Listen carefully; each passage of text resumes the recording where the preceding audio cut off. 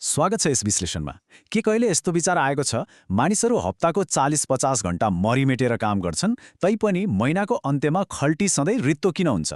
एकदमै अचम्म लाग्छ है। खासमा हाम्रो जीवनमा पैसा कुन बाटो भएर हिँड्छ भन्ने कुराले नै हाम्रो आर्थिक हैसियत तय गर्छ।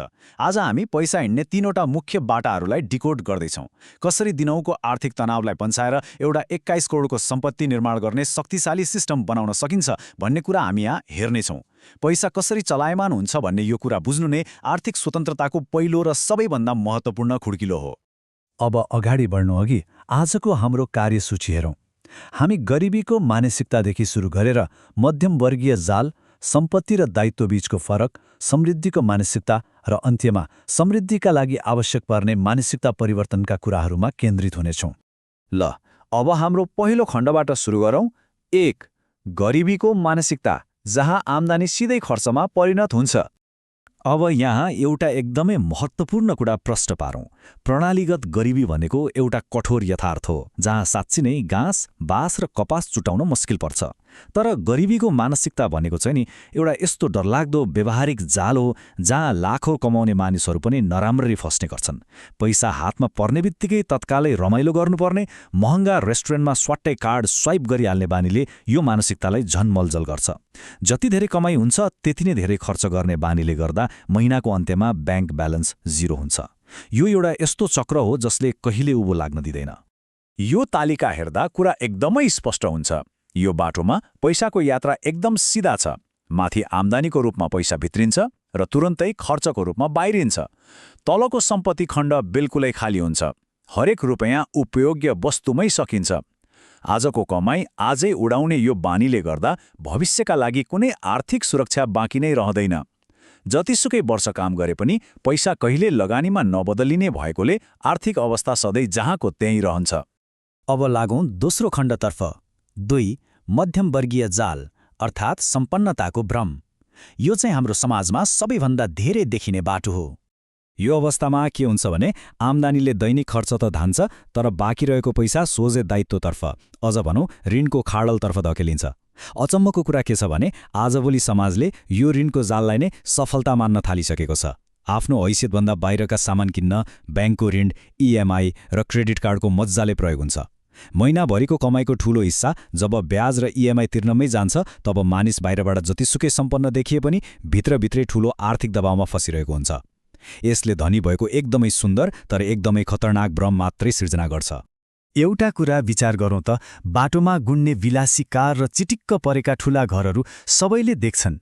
विदेश भ्रमणका सुन्दर तस्विरहरूले सामाजिक सञ्जालमा राम्रै वाहवाही पनि पाउँछन्। तर ती तस्विरहरू पछाडिको तनावपूर्ण क्रेडिट कार्डको बिल र त्यो भारी ऋण कसैले देख्दैन।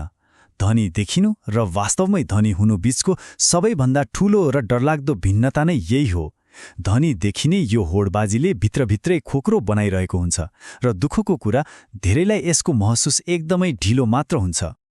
अब हामी तेस्रो खण्डमा प्रवेश गर्दैछौँ। 3. सम्पत्ति र दायित्व।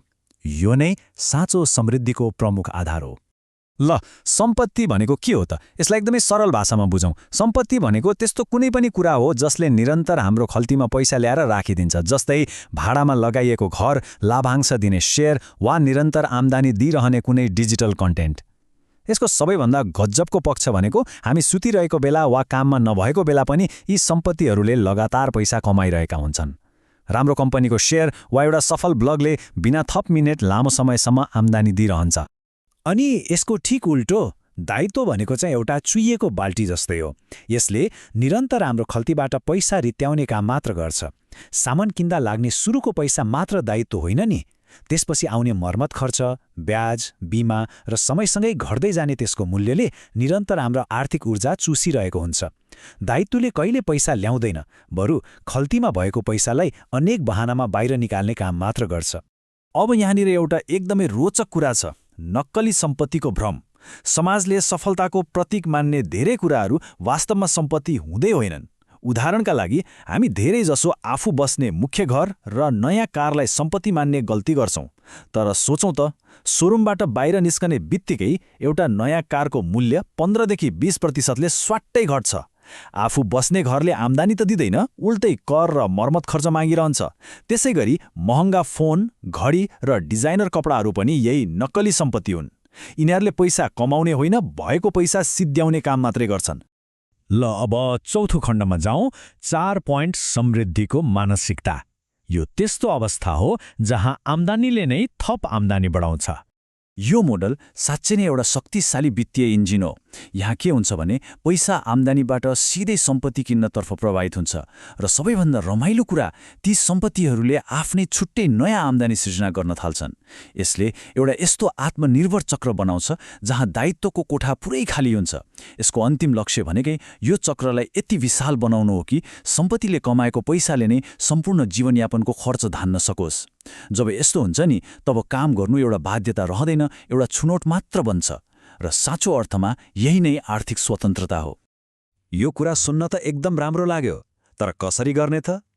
यसको सिधा नियम छ। कुल आम्दानीको कम्तीमा 10% रकम कुनै पनि खर्च वा चाहना पूरा गर्नु अघि नै सम्पत्ति निर्माणतर्फ छुट्याउनुपर्छ। र अर्को महत्त्वपूर्ण कुरा, यो प्रक्रिया पूर्ण रूपमा स्वचालित हुनुपर्छ।